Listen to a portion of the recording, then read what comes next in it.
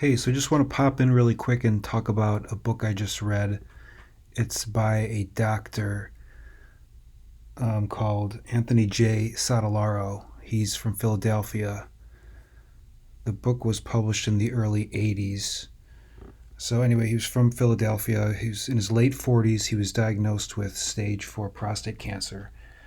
They had biopsied his prostate, one of his testicles, and part of his right rib, uh, one of his right ribs, and they found it had metastasized.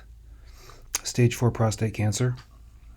So they removed his testicles because the testosterone would aggravate the condition. He was put on estrogen therapy and pain meds, and he was given a very poor prognosis. So they said he would not last another 5 years and probably be dead sooner than that in the next maybe 3 years.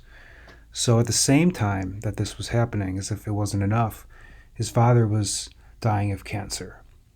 And so very soon after Anthony was diagnosed, his father passed. And needless to say, then, he was going through a lot of mental anguish, a lot of trauma in his life. He was falling apart. He thought he was a goner. And on the way back from his parents, on the way back from burying his father, he picked up two hitchhikers on his way back to his home in Philadelphia. These hitchhikers talked about how they just finished a class on the macrobiotic diet, which is a diet that consists of just brown rice, sea vegetables, other vegetables, and possibly a little fruit and some rare fish. This is a largely plant-based diet, except for the fish, which is a rare inclusion, if that at all. And so they said that Tony could get rid of his cancer by following this way of life and this diet. And so after they parted, they sent him some literature, and Tony checked it out, and he decided to look into it. He attended cooking classes and instruction from the local macrobiotic community and decided to give it a try. He met up with some of the people, some of the followers of this way of life and diet. And they started to eat together. He didn't like it at first, but he persisted. He felt he didn't have any other option because everything else was not working. He was experiencing a lot of pain still. So the more he ate the diet, he was getting a lot better, pain relief, and he had a brighter outlook. He had doubts still because he came from a world that embraced, of course, the medical tradition and how it's conventionally practiced. So this was a new way of life for him. But since he was feeling a lot better by eating this new way, he wanted to hold on to it. He thought there was something to it. He thought maybe if this worked and he could get better with this food, that he could be an example for others. And soon after that, he had some lab tests done.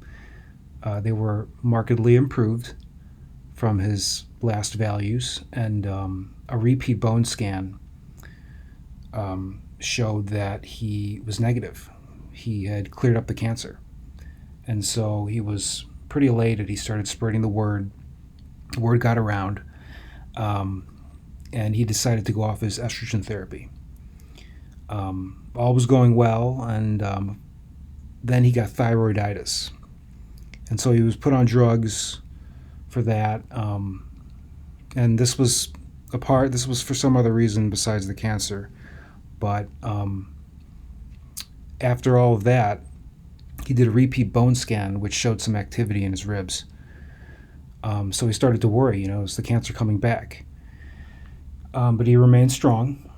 He stuck to his faith, his rekindled faith, and he stuck with the advice from the macro community, especially the leader of the movement, whose name is Michio Kushi.